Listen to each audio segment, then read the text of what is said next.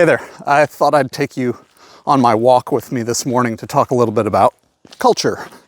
I'll start with a story of a client we worked with not long ago.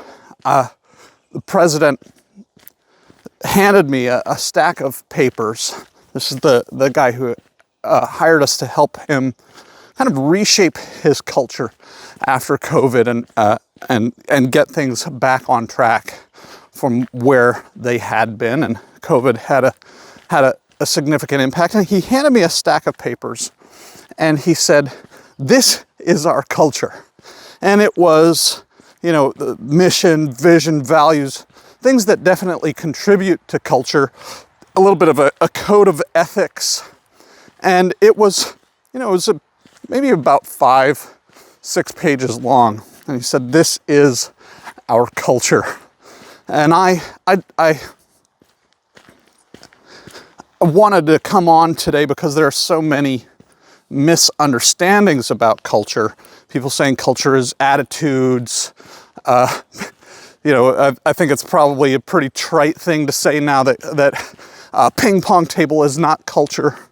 So what is culture? Some people say culture is how we do things around here. I think that's really close.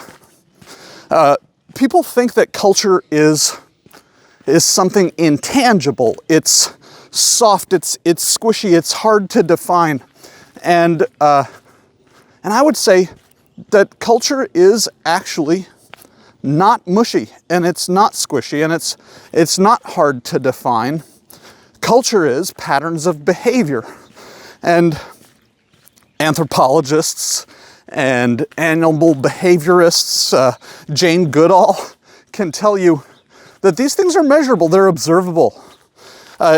Culture isn't attitudes, culture is patterns of behavior. And the wonderful thing about culture and the terrifying thing about culture is that behaviors are contagious.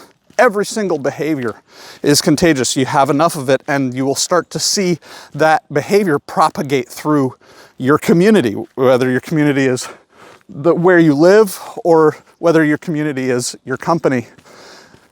Behaviors will propagate through the organization, and the impacts of behaviors will propagate through your organization, and they're self-reinforcing.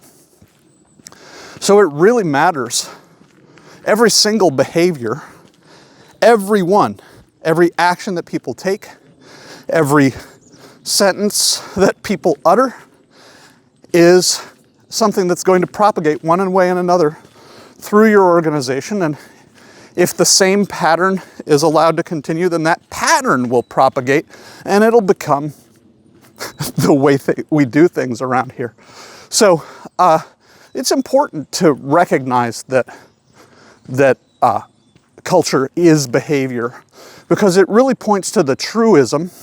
And I've heard this quote attributed to lots of different people, so I won't try to tell you who it was who first said, "Your culture is defined by the worst behavior you tolerate." And so that really, I think, prompts us to think, what are the worst behaviors that we are tolerating in our organization? And can we be proud of them? Can we be proud to say, okay, this is maybe the worst behavior that we tolerate in our organization, and that is pretty darn good? Or can you look at some of the things that you've seen and heard over the last weeks, months, and say, boy, there are behaviors that we've tolerated that I'm not proud of, and what are you going to do about that going forward? People ask me why I talk on social media so much about practices of management, of how do you lead people, and giving people really tactical, sometimes strategic and sometimes tactical guidance on how to handle something like a defensive colleague or a defensive direct report.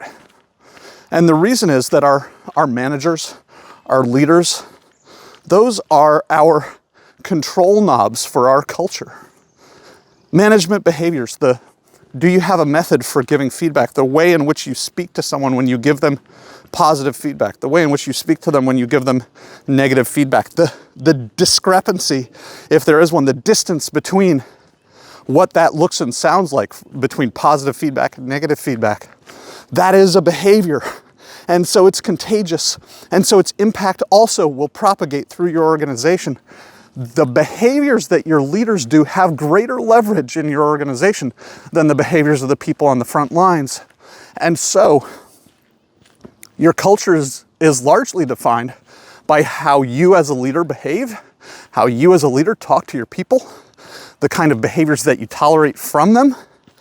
And that leverage is extended by authority through every leader in your organization. And those are the reasons that while we think of ourselves as company culture engineers at the Yes Work, we spend a lot of our time and attention on social media and often with our clients at looking at what are the behaviors of management, what are the behaviors of leadership in your organization. I hope this has been useful to you. I'm Aaron Schmuckler, CEO and company culture engineer at the Yes Works, where we are working tirelessly every day to help you engineer trust into your culture. And that really is behaviors of trust into your culture so that people and profits rise. Have a great day.